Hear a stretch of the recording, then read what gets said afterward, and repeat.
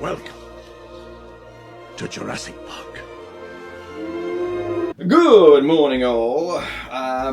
Welcome back to the channel. You may have seen or noted I did a quick post on my knee issue, which is still here with the big scar, and it's still painful, but we're not going to mention that anymore today. I'm going to get back to the core of the channel, and that is crush them as we cannot break them. Older cars, ice cars, combustion cars. Well, before we get too deep into crushing cars, KK&EV does like the old classic car. Don't get me wrong when I say this, don't twist it. Also, I do not get why somebody would want an older car that is worse on fuel and everything else when there's some brilliant new or slightly used ones available, especially EVs of today.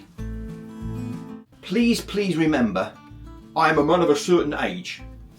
I lived through 4 decades plus of so-called the classic car era.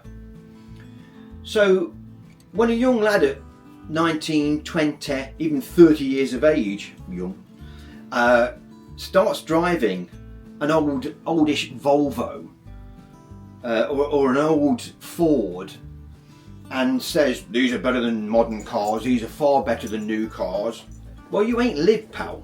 And I'll tell you why you've not lived, because I lived through them dark ages of so-called great classic cars. If you do believe that a 1990 Volvo Estate, as an example, is better than a modern car, then you are pretty damn delusional.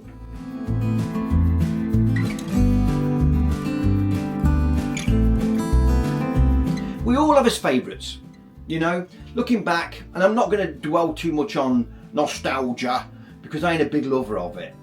I think things are better now in the auto industry than they were back then. Cars are lasting longer body-wise, that's for sure. I used to get under cars and weld sills back on, you know, at 7, 8, 9-year-old cars because they were rotting. Well, show me a modern car that does that anymore. It don't happen. Show me the cars that do 8, 10, 12, 15, 20 miles per gallon now. Gas guzzlers from back in the day. On any modern car, apart from maybe a high-powered sports car like the new Vet, they might do that kind of stupid MPG. But the majority of cars now on petrol, forget the diesels because diesel's finished. Super glad to see the end of diesel vehicles for personal transportation. These will be the first that get crushed. Won't miss them.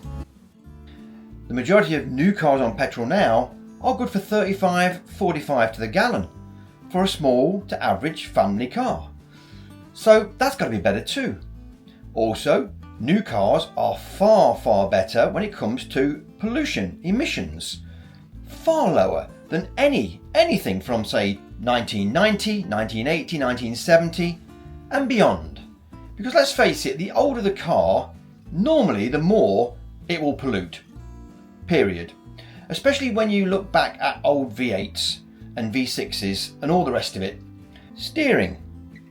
Far better now, as behind most steering, it's got a computer, which makes it a bit more refined, a bit more accurate. Braking. Wow, 110%. The brakes on a modern car are far better than one from 20, 30, 40 years ago. So far, what's good coming out of owning an old car? It's definitely not going to be the 25 to the gallon, is it? That's for sure. Because that's where most were. You know, even 1.6s and 1.3 litre that I remember in the 70s and 80s, you start rallying them around a bit and they were down to 22s and 24s to the gallon. Crushing of cars. Crushing of old ice cars. Crushing of classic cars. What have I said? Well, it's going to happen, folks. I'm sorry, but it's going to happen. It's already happening. You know, when I was 20, 25, and even in my early teens of car ownership, there was at least 2 good, what they call car breakers. Now, these were junk yards, as they call them in the US, scrap yards, as we call them here. But they were second-hand parts dealers. One in Loughborough, who I knew the lads very well, R&Z breakers. R&Z were a place not far from here actually, from where I live. And if you were born and bred around this area, everyone knew who R and Z were. Got on with the guys really well, knew them outside of work. And if you wanted a part for your car that you didn't want to buy new, you went down to the breaker's yard. You were in the office and say, oh, just after a few pieces for me Ford Cortina. Yeah, it's 2 down the bottom there, Kev. Okay. You go down and take a few basic tools and screw a few off and whatever, and maybe a side mirror that you got smashed off. You walk into the office and they go, yeah, give me a tenner for that, or give me £2 for that. Boom, you're out. You're happy. You didn't have to buy new. Well, those times have changed. Regulation has also changed. Emission laws have also changed. So certain scrap yards that were there then would not be allowed to be there now. And that is because of all the waste materials and everything else soaking into the ground for decades while that breaker's yard was in business. The oils, the grease, the fluids, unbelievable. So things changed over, years stroke decades, and this is where we are now. We are in the crushing era of old used cars. There are millions of cars. In the US, I think it's 12 to 14 million a year. Cars get took off the road and crushed. A very, very tiny percentage, and this is in the US, not here, a very tiny percentage of those cars actually get broken for parts, for used parts. But the majority of them end up having the plastics taken off, anything that you can not be recycled, and then crushed. So even in the US, the second-hand stroke breakers market is collapsing. In the UK, I feel it's already collapsed. I think around 10 to 15 years ago was the pinnacle of the last junkyard breakers, where you could get used parts for old cars. That's now finished. Here we have a news article, Albert Looms's. Now, Looms's was one of the largest and most historic breakers yards for car parts, in the Midlands, if not in the UK. It was a big one. And here you see the very last car that they took in, and there it is, crushed. If Albert Looms didn't want to carry on or sell on or whatever, or lost his plan of mission or whatever he actually did to close the place, it kind of shows where the market was going. Think in your town, where you are now in the UK or further afield in Europe, if you're watching this in Germany or Italy or France, whatever, welcome. And think where a junkyard is now, or a breaker's yard or a scrap yard for cars only, where you can go and get parts for cars used off the shelves or off cars that are stacked up. I can't think of many now that's left in the UK. I really can't. Environmental laws, tightened up to the point where it wasn't worth having to break them down. This is why they are now getting crushed. A lot of people now, rather than buying a second-hand alternator, will just go out and buy a new alternator. If your engine blew on your 12-year-old car, would it be worth spending all that money on a mechanic? Okay, because most people can't do it themselves, or a fitter as they call them now, and plus the components and plus the everything else that goes with it to put an engine in a car if your literal engine blew. No, I don't think it would be. This is why you've lost the breakers yards, because to keep that breakers yard running with all the environmental laws you have to pass, then make a profit, ain't going to happen. So this is why I see the future of older cars pretty non-existent.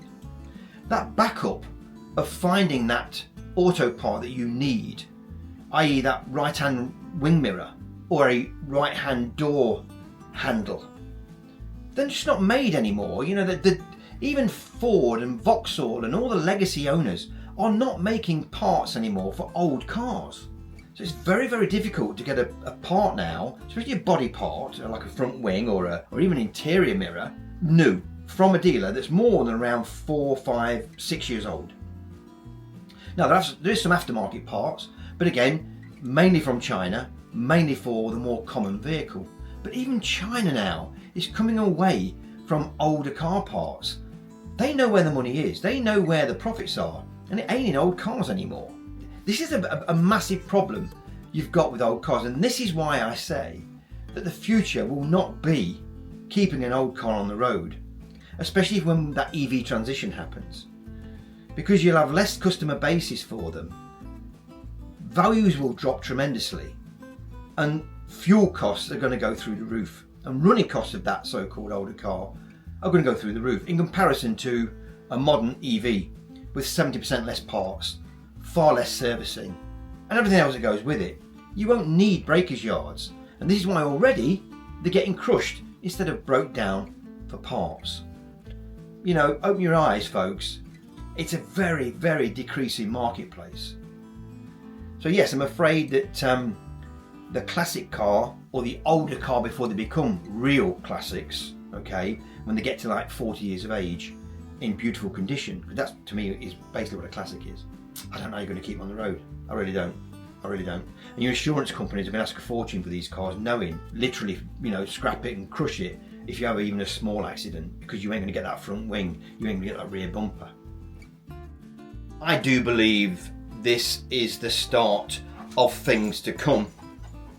I believe that the motoring world, the motoring industry and everything else has took a real dramatic change over the last 2 to 3 years, with major legacy brands deeply going into electric vehicles, because they, look, no matter what you people think, what I even think, and I think obviously totally different to a lot of people watching this who are still driving petrol and diesel cars, electric is the future. Sorry, you cannot deny that.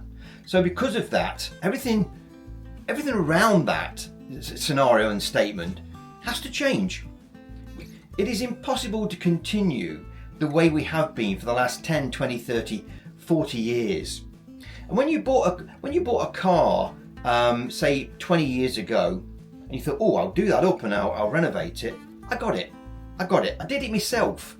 You know, I've renovated 2 cars, not so from top to bottom on both, but one I did, a 67 GTA Fastback Mustang. That was totally renovated by me. But I've done a Triumph Stag. You know, I've done all the bodywork, put new wheel arches on it, got it all painted, all the rest of it. Done it 2 or 3 times, you know. If you did it 20 years ago, you knew that they were going to, 1, hold the value, 2, you were going to get a buyer for it, 3, there was not an alternative fuel source around the corner, as there is now with electric. Electric cars are far more, how can I put this, lesser of an issue with parts and everything else that goes behind the scenes. Let's face a few facts here. You've got a battery pack, a motor, and the wiring, and an inverter. And that's really your basics of an EV. Whereas with an old fossil fuel car, wow, there were so many components. It's just been unbelievable.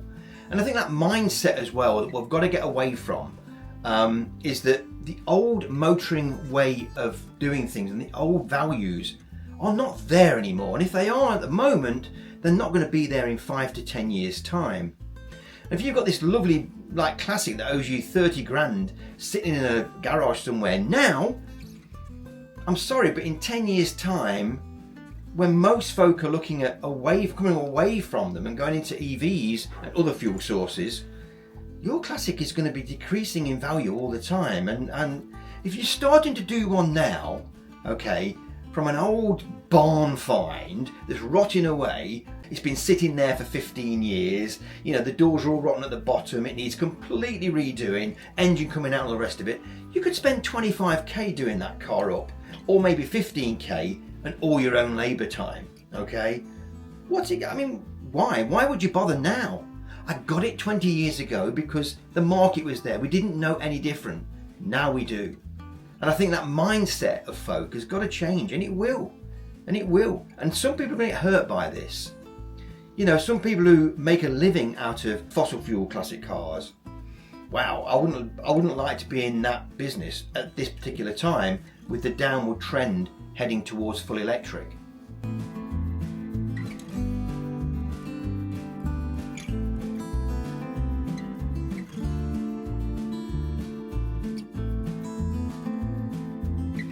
Been there, done it, I'm afraid, kiddos. And you know, don't tell me how to suck eggs. Went through it all. And this is the point I was trying to make in this post, in this video, and I hope you get it. I'm not anti-car. to a point of fossil fuel. I don't like them anymore, and I would sooner have electric, but I do realise that they still have a small part to play for the next 5 to 10 years in the British and Western world motoring scene. I can't deny that. That's fossil fuel cars. They will still be here in 5 to 10 years' time. After that, well, who's going to want one? Who's going to want one when you've got a far better thing to drive, more economical, cleaner, cheaper, and everything else that goes with it, and all the backup around you from the dealers and the trade will be all into electric cars, and there'll be no backup at all for fossil fuel cars. There'll be no profit in them. There'll be no money in them.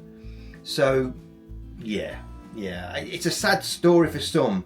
But again, to me, I'm not really bothered because I've made that transition over. I've made my mind up. I will never ever go back to a fossil fuel car. Go try and buy a rear bumper, okay, or a trunk lid or a bonnet for say a 2010 vehicle in another 10 to 15 years time. That option will not be there. There will not be any around. No one will have any. So the car will end. If you go and have a disastrous front end smash, you'll scrap the car. There won't be any parts for that to be put back on the road. That is the massive difference and the point I've been making all the way through this. That is why cars are being crushed and not being broke. The profit is not there anymore. And the good old days are gone. And it's 2026 next year, folks. So I'm afraid it's time to say goodbye to the old way we used to motor, the old way we looked at cars. Still like to see an old car if it's in beautiful condition. Once a year when you pass a car show, let's nip in and see what's there and have a quick walk round and grab a coffee and have a chat and then walk away. That's me. I no more than that. I'm not too bothered about old cars being crushed. I'm really not. It's an era that is gone. That's how I look at it. Finito. Let's move on, folks. Like I said at the beginning of this, I went through 5 decades,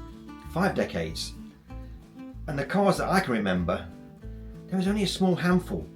The rest were garbage design, used to fall apart, rot like buggery, unreliable, bad on fuel, and weren't great looking either.